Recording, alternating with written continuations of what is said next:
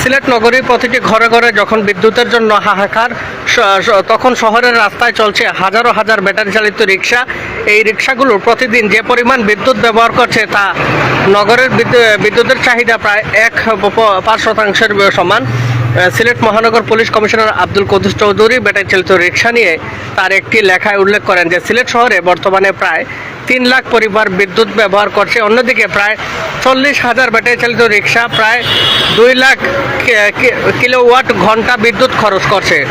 প্রতিটি রিক্সা গড়ে 4 থেকে 5 কিলোওয়াট ঘন্টা বিদ্যুৎ ব্যবহার করে।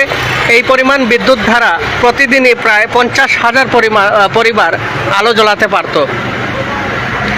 গরমের তীব্রতা বাড়ার সঙ্গে সঙ্গে সিলেটে লোডশেডিং বেড়েছে। গত বৃহস্পতিবার সকাল থেকে সিলেট নগরীর আশপাশ এলাকায় ঘন্টার পর ঘন্টা বিদ্যুৎ বিভ্রান্ত সাধারণ মানুষ চরম দুর্ভোগ করেন। বাংলাদেশ বিদ্যুৎ উন্নয়ন বোর্ড পিডিবি সিলেট বিভাগীয় অফিস জানায়, হঠাৎ বেড়ে যাওয়ায় চাহিদা এবং কম উৎপাদনের কারণে সারা দেশের মতো সিলেটেও লোডশেডিং পরিস্থিতি সৃষ্টি হয়েছে। জাতীয় গ্রিড থেকে সরবরাহের সংকটে কারণে দিনে রাতে একাধিকবার বিদ্যুৎ বন্ধ রাখা হচ্ছে। পিডিবি আশা করছে আগামী 2 থেকে 3 দিনের মধ্যে পরিস্থিতি কিছুটা উন্নতি হতে পারে। পিডিবির সিলেট কার্যালয় সূত্রে জানা গেছে, সিলেট বিভাগে বিদ্যুতের চাহিদা 243 মেগাওয়াট, সিলেট জেলায় 150 মেগাওয়াট আর নগরীর গড়ে দৈনিক বিদ্যুতের চাহিদা 50 মেগাওয়াট। সে হিসেবে সারা মাসে 40,000 ব্যাটারি চালিত রিক্সা যে বিদ্যুৎ খরচ করে তা দিয়ে পুরো সপ্তাহ নগরীকে কোনো ঘাটতি ছাড়াই বিদ্যুৎ সরবরাহ করা সম্ভব হতো।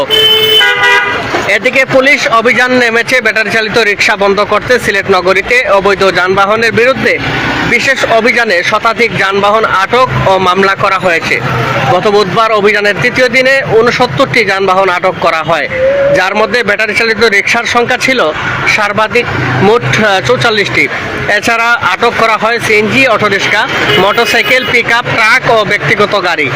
অভিযানের অংশ হিসাবে নগরীর শামীমাবাদ এলাকায় পরিচালিত বিশেষ অভিযানে 11টি গ্যারেজ অবৈধ বিদ্যুৎ সংযোগ বিচ্ছিন্ন করা হয়েছে।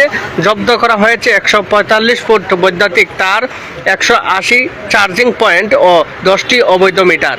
তবে রিক্সা চালকরা দাবি করেন, পারমিট না দিয়ে রিক্সা আটক ও মামলা দিয়ে তাদের পরিবার পরিজন নিয়ে বাঁচার পথ বন্ধ করা হয়েছে। এতে ক্ষুব্ধ হয়ে তারা গত বৃহস্পতিবার দুপুরে নগরীর গুরুত্বপূর্ণ সড়কে সিলেট ব্যাটারি চালিত রিক্সা মালিক শ্রমিক ঐক্য পরিষদ ব্যানারে বিক্ষোভ মিছিল করেছেন। দর্শক, আপনারা ক্লিয়ার শুনতে পাচ্ছেন কিনা এবং অন্যকে দেখার জন্য শেয়ার করে দেবেন লাইভটি এবং জানাবেন কে কোন জায়গা থেকে যুক্ত আছেন। এবং সিলেটে যে বিদ্যুতের ঘাটতি এবং সেটির অন্যতম কারণই হচ্ছে ব্যাটারি চালিত রিক্সা, যেটি আসলে জানিয়েছেন সিলেটের পুলিশ কমিশনার। তিনি কিন্তু ইতিমধ্যে হিসেব করেই কিন্তু এই তথ্যটি জানিয়েছেন। তাছাড়া সিলেটে আসলে যে পরিমাণ বিদ্যুতের প্রয়োজন সেটি আসলে সেই ঘাটতি কুলিয়ে উঠতে না পারার কারণেই কিন্তু সিলেটে ঘন ঘন লোডশেডিং হচ্ছে এবং জনসাধারণ তীব্র গরমের মধ্যেও অতিষ্ঠ হয়ে পড়ছে। আমরা সবসময় চেষ্টা করি গুরুত্বপূর্ণ তথ্যগুলো জানানোর। তার সাথে আমরা যদি আরেকটি তথ্য জানাই, সিলেটে আপনারা সকলে জানেন যে অবৈধ যানবাহন, ব্যাটারি চালিত রিক্সা, অবৈধ স্ট্যান্ডে অভিযান করছে পুলিশ। এবং এছাড়া সিলেটে কিন্তু এখন এবার শুরু হচ্ছে ফুটপাত দখলমুক্ত অভিযান। দখল আর দৈরাত্য জনদুর্ভোগের নাম হয়ে উঠেছে সিলেটের ফুটপাত। পথচারীদের চলাচলের জায়গা দখল করে বছরের পর বছর ব্যবসা চালিয়ে যাচ্ছেন হকাররা। সময় সময় অভিযান চালিয়ে তাদের সরানো হলেও তার স্থায়ী কোনো সমাধান হয়নি। তবে এবার আধঘাট বেঁধে মাঠে নামছে জেলা প্রশাসক, সিলেট সিটি কর্পোরেশন, পুলিশ প্রশাসন। লালদিঘির পার অস্থায়ী মার্কেটে হকারদের ফেরানোর জন্য চলছে জোর প্রস্তুতি। আর সেই প্রস্তুতি শেষ হলেই হকারদের ঠিকানায় তারা না ফিরলে সিলেটের ফুটপাত ঘিরে কঠোর অ্যাকশনে নামবে প্রশাসন।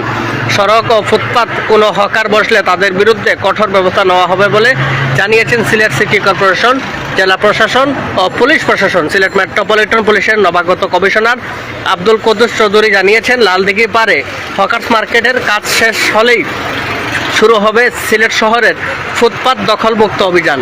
সিলেটকে নিরাপদ, হকার মুক্ত ও যানজট মুক্ত নগরী হিসেবে গড়ে তুলতে খুব শীঘ্রই ফুটপাত দখলমুক্ত করতে হবে। এই অভিযান পরিচালনা করবে প্রশাসন। তবে তার আগে নগরীর লালদিঘি পার হকার্স মার্কেটের প্রস্তুতি সম্পূর্ণ করা হবে।